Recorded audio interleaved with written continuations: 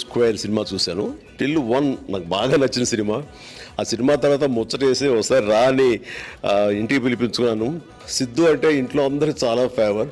తర్వాత మళ్ళీ ఇన్నాళ్ళ తర్వాత మళ్ళీ టిల్లు స్క్వేర్ చేసాడు, చూశాను.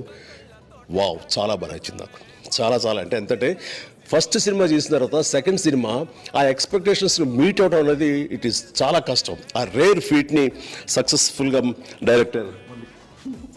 Director Mallik and whole team the Vamsi and other వీళ్ళంతా కలిసి చాలా సక్సెస్ఫుల్గా చేయగలిగారు. ఉత్కంఠతోటి, అదే సరదాతోటి, అదే నవ్వులతోటి ఈ టిల్లు స్క్వేర్ అంత ఎంజాయ్ చేశాను.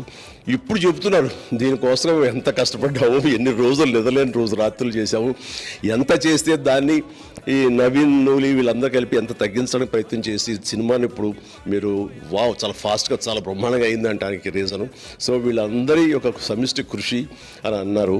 అని తర్వాత దీని వెనకాల ఒక్కడై ఉండి ఈ స్క్రిప్ట్ ఇంత బాగా రావడానికి అన్ని రకాలుగా ప్రయత్నించిన నటుడుగాను, అటు కథకుడుగాను మనస్ఫూర్తిగా నేను మా సిద్ధుని జొల్లగడ్డ నేను మనస్ఫూర్తిగా అభినందిస్తాను. అలాగే director Mallik and Vamsi of course ఇప్పుడు యంగ్ ప్రొడ్యూసర్, ఎలాంటి ఒడిదుడుకులు వచ్చినా తట్టుకునేంత స్ట్రెంగ్త్ ఉన్న మనిషి.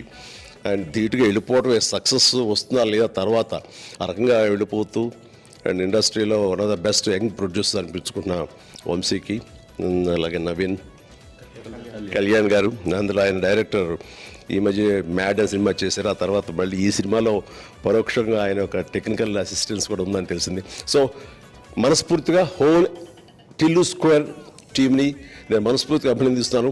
ఈ సినిమాలో చాలామంది ఏదో అడల్ట్ అని యూత్ అని ఏవేవో అంటున్నారు. ఇది యూనివర్సల్గా యాక్సెప్టెడ్ కంటెంట్ ఉన్న సినిమా ఇది. కాబట్టి నేనైతే ఎంజాయ్ చేశాను. And please do watch Tillu square. Definitely I'm sure you will enjoy it. God bless.